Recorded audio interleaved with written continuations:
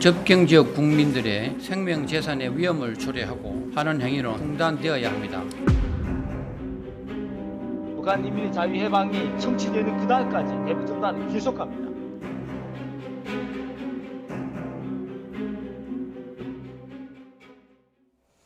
네, 김정은 위원장의 여동생 김여정 북한 노동당 제1부부장이 또 개인 명의의 담화를 냈습니다. 이번에는 이 탈북민들의 대북 전단 살포를 이유로 9.19 남북 군사합의 파기 가능성까지 언급을 했는데요.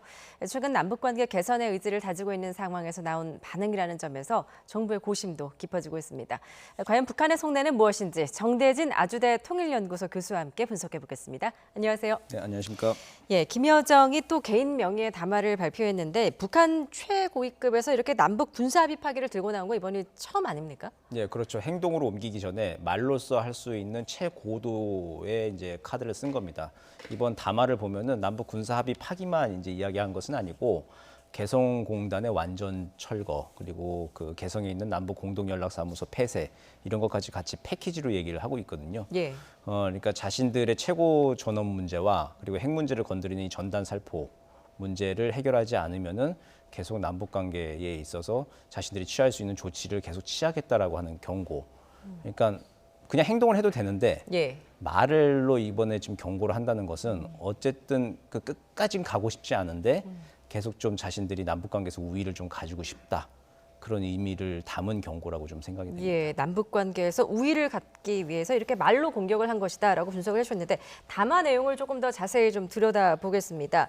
표현의 자유를 언급하면서 못 본 척하거나 부추기는 놈이 더 밉다. 그러면서 남조선 당국이 응분의 조처를 못한다면 단단히 각오해야 할 것이다.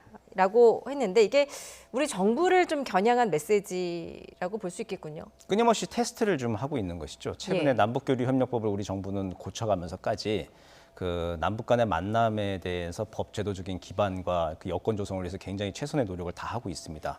그런데 이제 북한에서는 지금 이제 전단 살포가 사실 어제 오늘의 일은 아니거든요. 예. 근데 이번에 굳이 또 이렇게 김여정까지 나서서 민감하게 반응을 하면서 정말 남북 협력 대화를 진짜 자신들의 이제 입맛에 맞는 수준에까지 맞추어서 이제 할 수 있겠느냐라고 하는 것을 끊임없이 이번 우리 정부한테 이제 계속 테스트를 하고 강요를 좀 하고 있는 것으로 그렇게 좀 보입니다. 예, 말씀하셨듯이 이 전단 살포가 지난해에만 10여 차례가 있었고 올해도 이제 5월 31일까지 3번이나 전단 살포가 있지 않았습니까?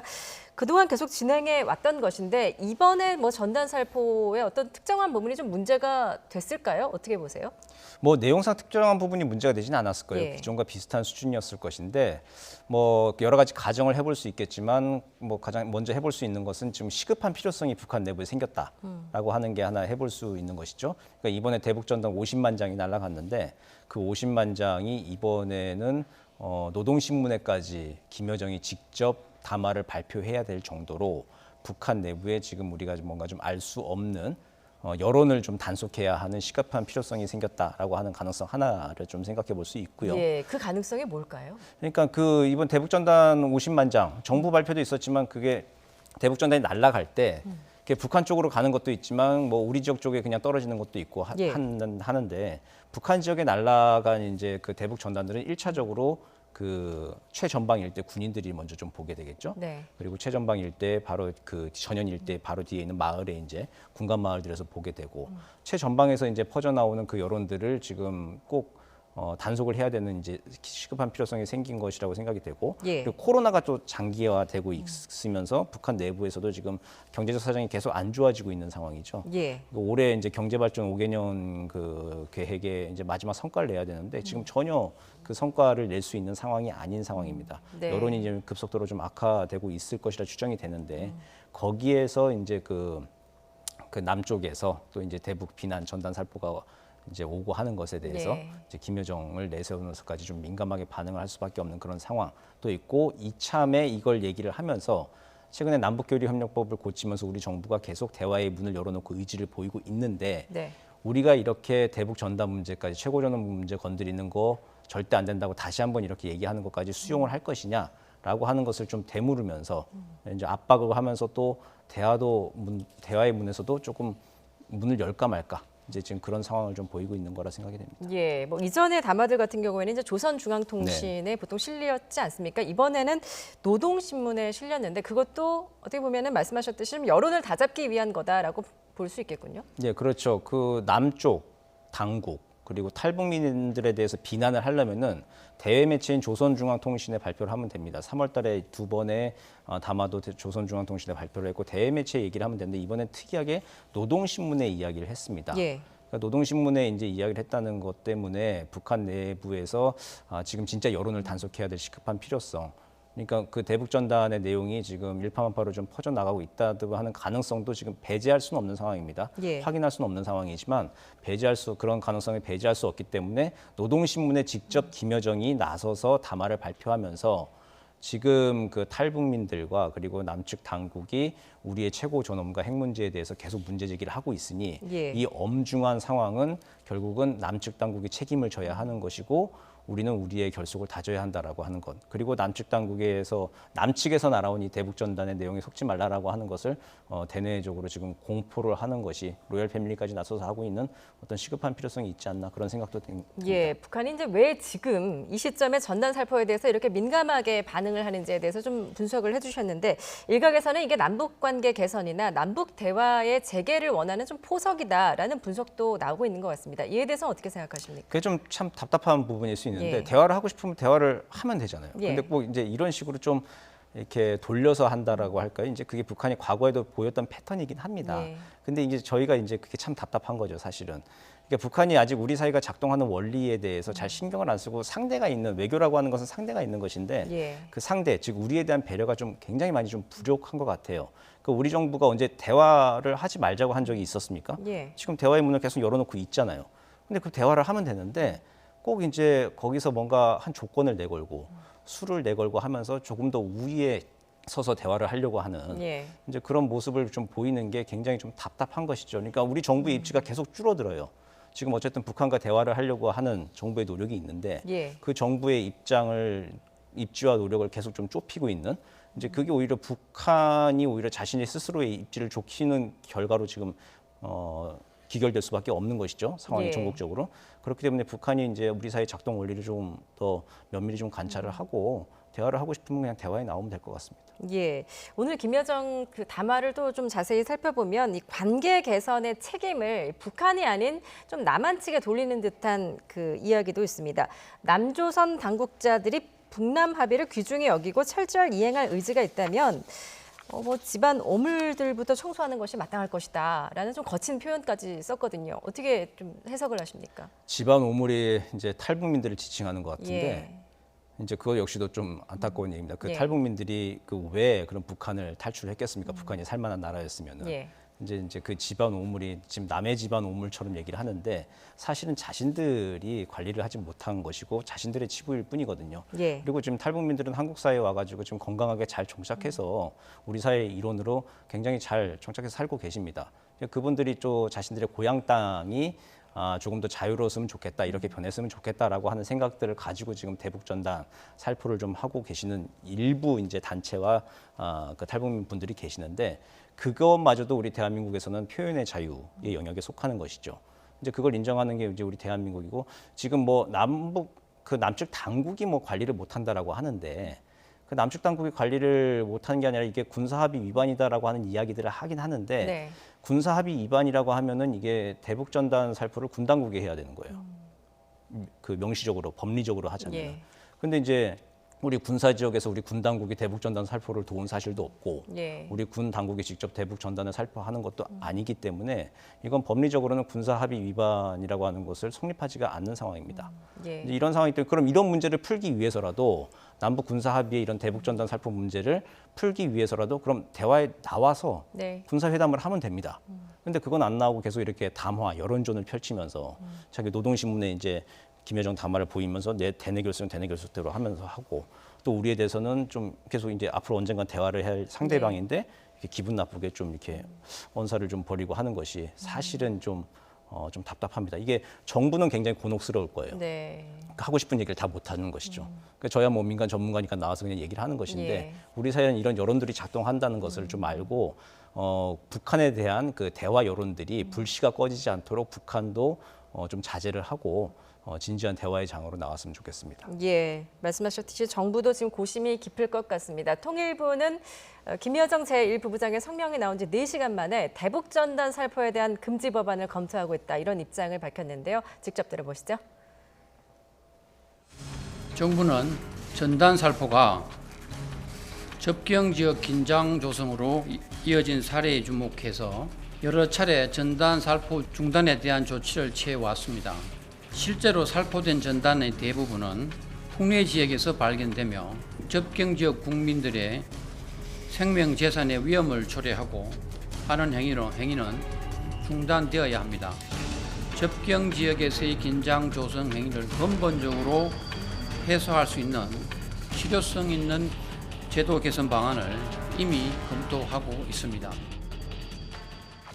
정부의 입장은 이제 판문점 선언 이행 선언 차원에서 법률 정비 계획을 준비 중이다 이런 입장인데 오늘 김여정 담화에 대해서는 좀 말을 아낀 것 같습니다. 이런 정부의 그 대책은 좀 적절했다라고 보십니까? 그 정부 당국으로서는 지금 뭐 할 수 있는 게 별로 없습니다. 예. 굉장히 좁은 입지 속에서 말조심을 좀 하고 신중에 신중을 기할 수밖에 없는 상황에서 사실은 저런 이제 조치를 좀 소극적으로 좀 얘기를 할 수밖에 없는 상황인 것이죠. 그런데 이제 그 대북전단 살포를 자제해달라고 하는 것은 지금 정부에서만 얘기했던 게 아니라 과거 2008년도 그리고 2014년도에 그 지금의 야당이 여당이 있던 시절에 그 여당 당대표들이 직접 또 자제를 촉구하기도 한 적이 있습니다. 그리고 그때 이제 그 탈북민 단체들에서는 대북전단 살포를 자제하기도 했었거든요.